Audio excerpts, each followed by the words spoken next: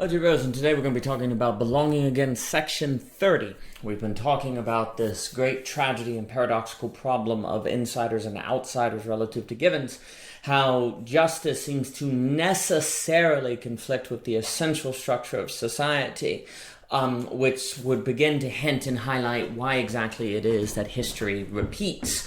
But we've mentioned before, say in The Conflict of Mind or earlier in this book, on Hunter's substantive democracy, which is the process of people reaching compromises, reaching agreements without feeling like they are betraying their fundamental beliefs, their fundamental axioms, their fundamental philosophies, and how for Mr. Hunter in his book Before the Shooting Begins, and it also permeates throughout his entire collection of thoughts, that substantive democracy is very, very important.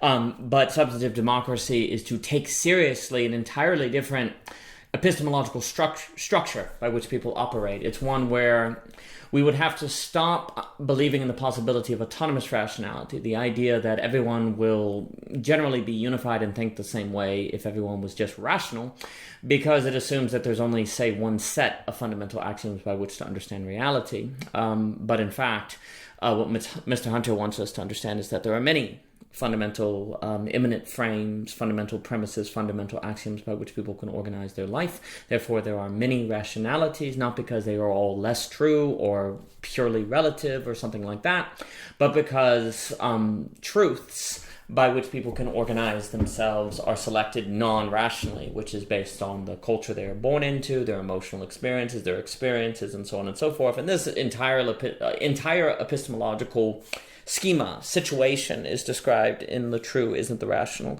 And basically, what we see in Belonging Again, and that Mr. Hunter is describing, is the sociological ramifications of that epistemological situation. What Mr. Hunter, we can easily view Dr. Hunter's substantive democracy as a take on democracy that takes seriously the conflict of mind. The true isn't the rational.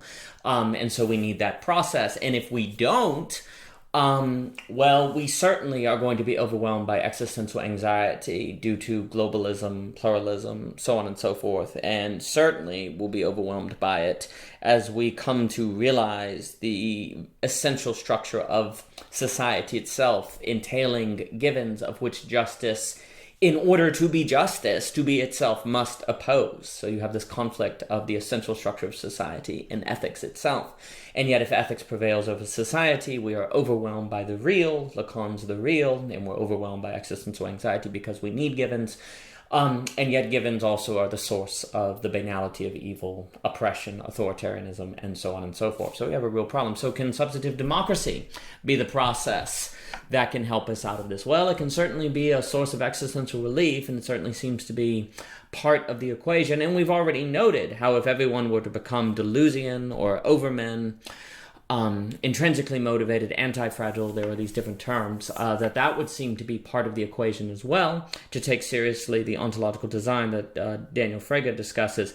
But again, we have to entertain the possibility that only a minority of people could do that. So it would not be a solution for the majority. So what is the solution to the majority? And what is, there's a few things, like when we talk about democracy, because I think generally we can think of democracy as the political process that makes it easier for people to live with the results of how the society ends up, because people feel like they had a say, and that their way of things had a fair shake. So democracy has a critical existential role. It's existentially stabilizing. It's kind of an existential ventilation system.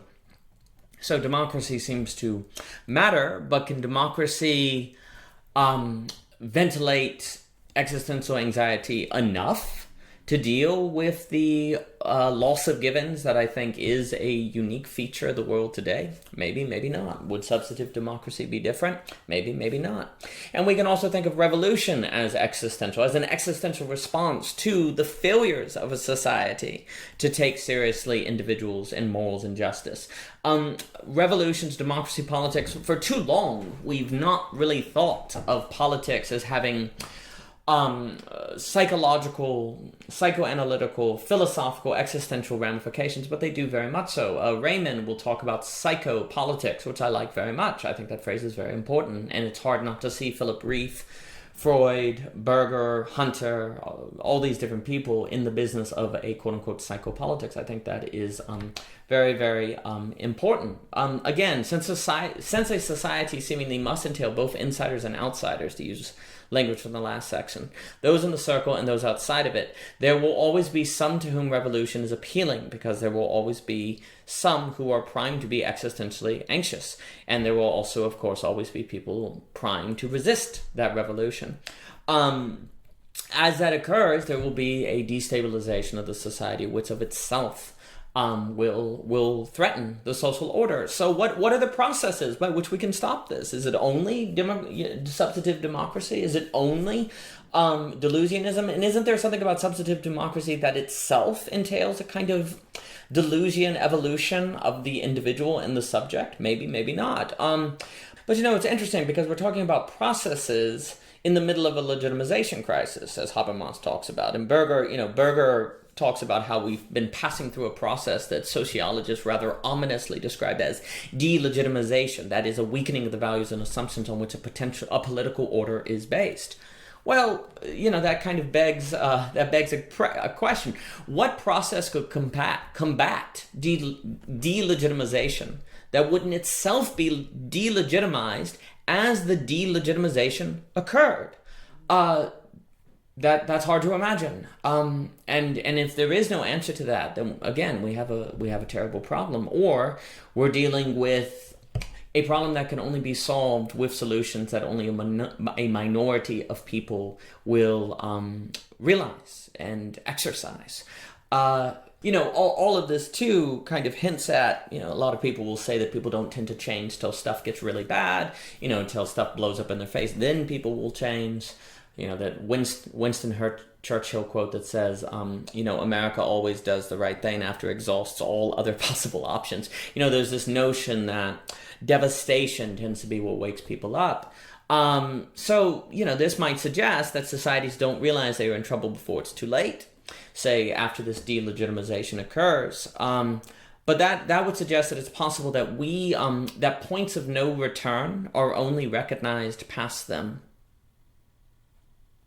For more by O.G. Rose, please visit ogrose.com for the entire Belonging Again series. Please check out the list on Medium and YouTube, and thank you so much for your time.